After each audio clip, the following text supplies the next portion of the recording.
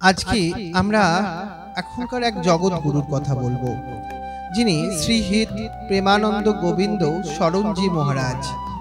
ওনার জীবন ও আধ্যাত্মিক শিক্ষা। শ্রীহিত প্রেমানন্দ গোবিন্দ শরণজি মহারাজ, যাকে আমরা প্রেমানন্দ মহারাজ বলে চিনি, ভারতের এক বিশিষ্ট আধ্যাত্মিক গুরু এবং সাধক, যিনি বৃন্দাবনে রাধা কৃষ্ণের প্রেম ভক্তির প্রচার করেন। তিনি মূলত রাধাবল্লভ সম্প্রদায়ের অন্তর্গত এবং বৈষ্ণব মতে শ্রী রাধার উপাসক হিসাবে পরিচিত। তার সরল জীবনধারা, বিনম্র স্বভাব এবং গভীর আধ্যাত্মিক জ্ঞান লক্ষ লক্ষ ভক্তকে অনুপ্রাণিত করছে। জন্ম ও শৈশব। জন্ম 1972 সাল। জন্মস্থান কানপুর, উত্তরপ্রদেশ, ভারতে। মূল নাম ওনার অনিরুদ্ধ কুমার পাণ্ডে। ছোটবেলা থেকেই প্রেমানন্দ মহারাজ ছিলেন এক গভীর চিন্তাশীল এবং ধর্মনিষ্ঠ ব্যক্তি। কৈশোরে তার মধ্যে আধ্যাত্মিকতা এবং ভগবানের প্রতি আকর্ষণ বৃদ্ধি পেতে থাকে। প্রেমানন্দ মহারাজের আধ্যাত্মিক শিক্ষাগুরু হয় যখন তিনি শ্রীহিত গৌরাঙ্গ শরণ মহারাজের শিষ্যত্ব গ্রহণ করেন। গুরুদেবের নির্দেশে তিনি শ্রীমদ্ ভগবত, বৈষ্ণব শাস্ত্র এবং প্রেমা ভক্তির মূল সূত্র শেখেন। তার গুরু তাকে বৃন্দাবনে শ্রীহিত রাধা কেলিকুঞ্জ আশ্রম পরিচালনার দায়িত্ব দেন। প্রেমানন্দ মহারাজ তার গুরু শ্রীহিত গৌরাঙ্গ শরণ মহারাজের কাছে গুরু শিষ্য সম্পর্কের আধ্যাত্মিকতা শিখেছিলেন। তিনি বৈষ্ণব দর্শনের অন্যতম প্রধান শাখা রাধাবল্লভ সম্প্রদায়ের প্রচার ও প্রসারে গুরুত্বপূর্ণ ভূমিকা পালন করেন। প্রেমানন্দ মহারাজ বৃন্দাবনে শ্রীহিত রাধা কেলিকুঞ্জ আশ্রম পরিচালনা করেন। এই আশ্রমে প্রতিদিন সৎসঙ্গ, কীর্তন, ভাগবত পাঠ এবং বৈষ্ণব শাস্ত্রের ব্যাখ্যা করা হয়। আশ্রমের কি কার্যক্রম?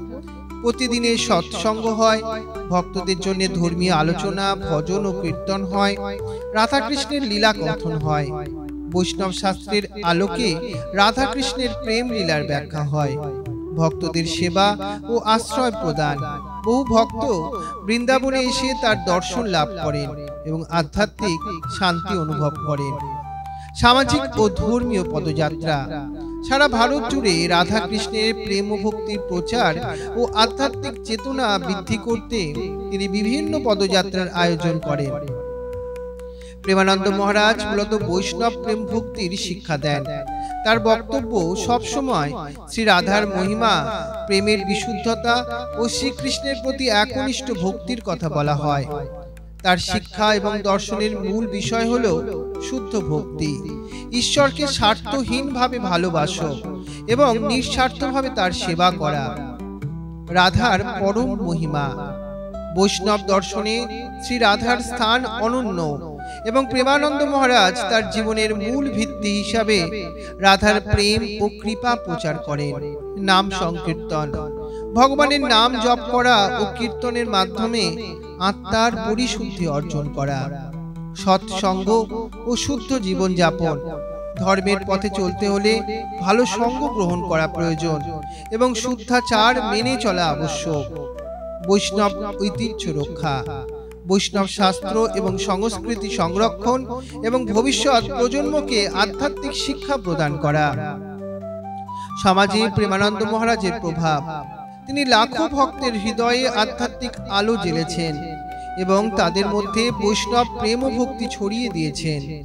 তার বক্তৃতাগুলো সহজ সরল ভাষায় হয়, যা সাধারণ মানুষ সহজেই বুঝতে পারেন। ভারতের বিভিন্ন স্থানে তার সৎসঙ্গ ও পদযাত্রার হাজার হাজার ভক্ত অংশগ্রহণ করেন। বৃন্দাবনের রাধাবল্লভ সম্প্রদায়কে নতুন দৃষ্টিভঙ্গিতে বিশ্বব্যাপী ছড়িয়ে দিতে বিশেষ ভূমিকা পালন করেছেন। সাম্প্রতিক কার্যক্রম। সম্প্রতি প্রেমানন্দ মহারাজ পদযাত্রার আয়োজন করেছেন, যেখানে হাজার হাজার ভক্ত অংশগ্রহণ করেছেন। 13ই মার্চ যেমন ছিল বৃন্দাবনে বিশাল পদযাত্রার আয়োজন, সেখানে হাজার হাজার ভক্ত অংশ নিয়েছিল। এছাড়া প্রতিদিনের সৎসঙ্গ ও কীর্তন। তার আশ্রমেই প্রতিদিন ভক্তদের জন্য ধর্মীয় আলোচনা, ভাগবত পাঠ এবং কীর্তন অনুষ্ঠিত হয়। শ্রীহিত প্রেমানন্দ গোবিন্দ শরণজি মহারাজ শুধুমাত্র একজন আধ্যাত্মিক গুরু নন, বরং তিনি একজন প্রেম ভক্ত সাধক, যিনি শ্রী রাধার মহিমা প্রচার করে লক্ষ লক্ষ ভক্তের জীবন আলোকিত করেছেন। তার শিক্ষা আমাদের জানায় সত্য, প্রেম ও ভক্তির পথই হলো মুক্তির একমাত্র উপায়। এটাই ছিল আজকে আমাদের প্রেমানন্দজি মহারাজের। জয় প্রেমানন্দজি কি জয়।